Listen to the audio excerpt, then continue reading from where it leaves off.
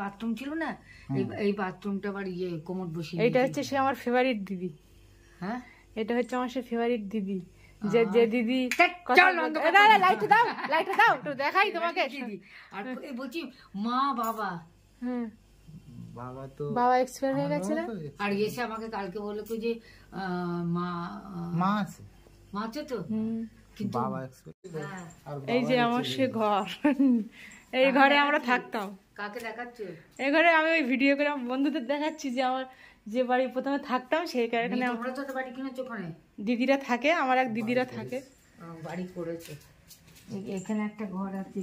এই যে সে ওই লাইটটা দাও দিদি। কোনোরকম থাকি রে। কোন ঘরে থাকি? না না ওই ঘরে, এই ঘরে কোনো ঠিক নেই। ছন্ন যেখানে থাকি না এখন তো ওই বাড়িতে ওই কেউ নেই তো।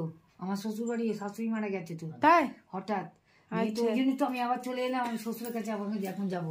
ও বাবাকে কে দেখবে? বাবা দিদি বাড়িতে ছিল, চলে এসেছে। হ্যাঁ, এই আমি চানটা করি বেরিয়ে যেত। এই ঘরে তাহলে কেউ থাকে না এখন, আর মানে কম ওই শেল্টার নিতে আসে। টানা স্কুল যদি হয় তাহলে এখানে এসে থাকে।